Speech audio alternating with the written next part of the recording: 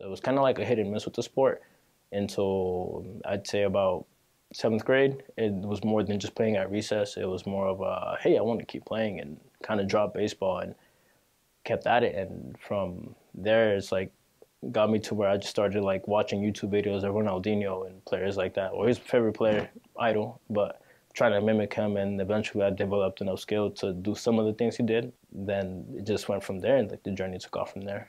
And then I tried out for OFC and didn't make the team there. And then from there, a couple of friends and I that went to the OFC trials were like, hey, let's just try Canadian Valley. And we went to CVFC and made the team there. And so that was like by my senior year. But from there, I had a really good season at Canadian Valley. Probably one of the top goal scorers there, and played winger for the first time. And our funniest thing, the Beat the Heat tournament, we played against the OFC team I didn't make. And I scored on them. You know, they beat us 4-1, but I was like, got the satisfaction that I scored on them. You know, so I was like, it was a good experience there.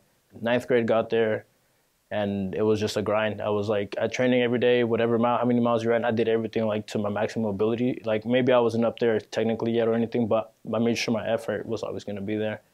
And slowly that gave me the progress because I would split time, like play JV games plus the half of a varsity game, basically half first half second half.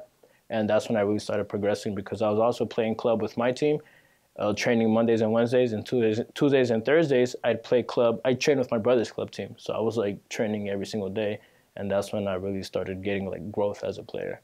And went good. Freshman year, sophomore year, full-time starter and everything. Then junior year, same thing. Senior year, same thing. But like by then we were like a 6A force, I guess I would say. I wouldn't say we had bad luck of like going out first round because we like lacked discipline and things that we should have had. But it was a good experience there because like the coach put a lot of trust in me. So I had to always like pick up my game because we're playing Titans like Edmond Memorial, Norman North, or Norman High, and it's like the city schools could never beat them. So it was always like the motivation to beat them or qualify for playoffs because it was like a big inner city rivalry. But the thing was that Santa Fe South and then the other school was in like 4A or 5A and they would win it. And it's like, oh, you guys can't win a championship and all this. So my group of friends, we'd like go to the indoor and play there like each other. We have our own friends and they had their friends like, hey, at the indoor Friday night, whatever. You guys pay half, we pay half. And we'll play there until like the growth for the sport and the competitiveness was like at a high level at that point in time. I went to Northern Oklahoma College, which is a JUCO in Tonkawa, Oklahoma. Played there 2 years, and then the next 2 at Friends. And my first year at Northern, when it went good, I started every game.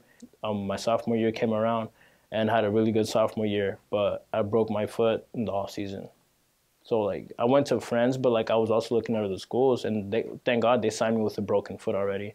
And then in like March, I broke it in March, and then got throughout the summer, and then here comes the clearance to play and do everything again. So I go play basketball with my friends, and I break my foot right away. Like the same day I got released, like 2 days later, played basketball, broke my foot, and then I had 6 weeks in the boot, and then my preseason started in 4.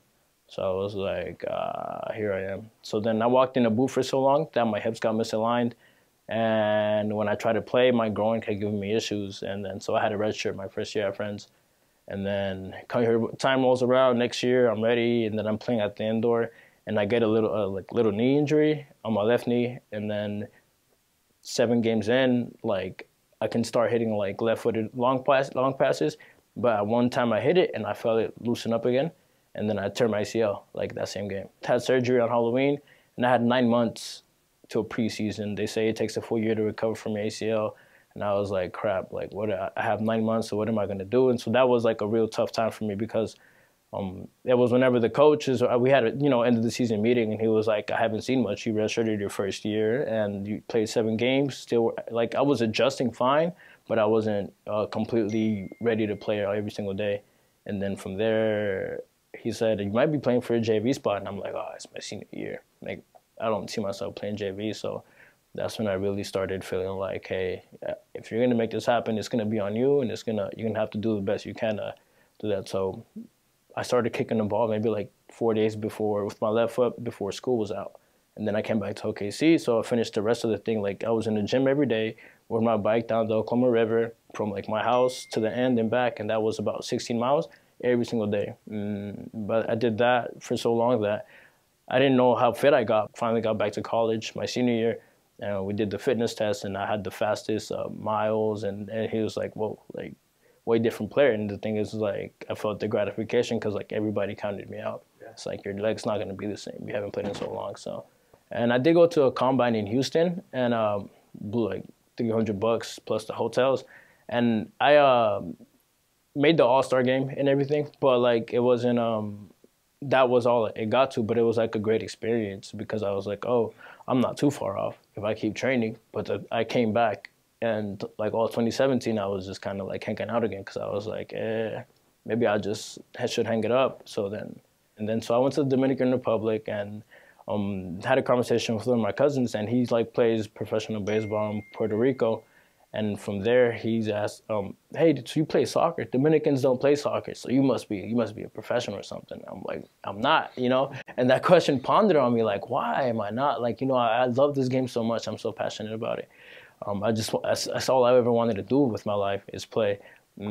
So it came to a time where I was just like, all right, when I go back to OKC, I'm gonna start training gym, and I'm gonna get back like in top shape, and I'm gonna go to every tryout possible, whatever the cost. I'm going to give myself the chance. I came to this one. The Energy was the first one to kind of scale where I am as a player, and it worked out. Because like granted, my stepdad had told me like it was like this game is almost like life or death, like that type of passion where it's like if you're gonna play, you just give it everything you have. Like the thing, leave it all in the field, you know. And it's like it goes beyond just saying that. I can be satisfied if I did every last thing I could possibly do, and it didn't work out, I can say fine. But when you do everything you possibly can and it does work out, that feels that much better and that much satisfying because you knew that you did the best you can. So with like whatever training, because I mean, granted, I trained myself for the past 3 years. I've trained myself. I played locally, so I haven't been coached in 3 years, you know, so it's like